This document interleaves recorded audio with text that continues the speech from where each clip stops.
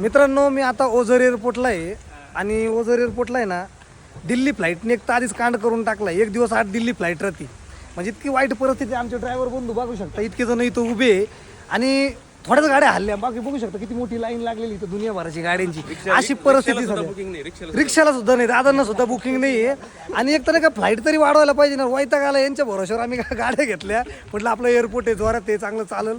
पण सध्या ना दिल्ली फ्लाईट आज आहे तर उद्या नाही, परवा आहे तर तेरवा नाही, असं करून ठेवलं. आता कोणतरी बोलतं अजून एक फ्लाईट जाणार आहे ना वाटतं बंद होऊन.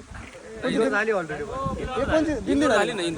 इंदोर बंद होणार आहे का? बघा आता इंदोर सुद्धा बंद झाली. म्हणजे पुन्हा मुंबई सारखं नाशिक नाही आहे. इतकी वाईट परिस्थिती नाशिकमध्ये मित्रांनो. त्याच्यामुळे गाड्या घेताना थोडा विचार करा.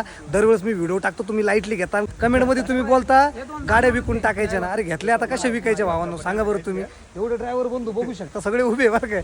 आता फ्लाईट गेली, आता 5 वाजता, त्याच्यात भरोसा नाही गाड्या निघता का नाही निघता. बघू शकता किती मोठी लाईन आहे. बघितलं ना मित्रांनो किती वाईट परिस्थिती नाशिक एअरपोर्टची. आता MT चाललोय घरी ओझर एअरपोर्टवरून. पहिले इंदोर फ्लाईट होती मित्रांनो, ती बंद होऊन गेली डायरेक्ट. आणि दिल्ली फ्लाईट जी आहे ती एक दिवस आड आहे मित्रांनो. अशी परिस्थिती नाशिक एअरपोर्टची.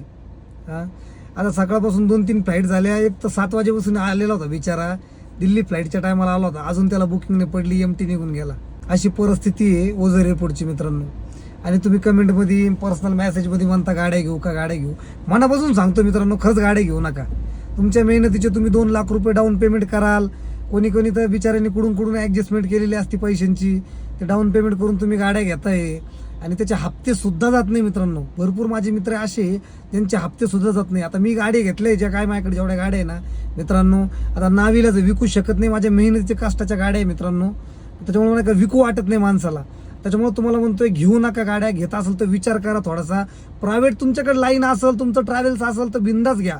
ओला उबरच्या भरोशा नका घेऊ. ओला उबर एक तर एक्सेप्ट होत नाही पडलेलं बुकिंग मित्रांनो. आणि ओलाचे रेट इतके कमी करून टाकले की विचाराच्या बाहेर नाशिकमध्ये.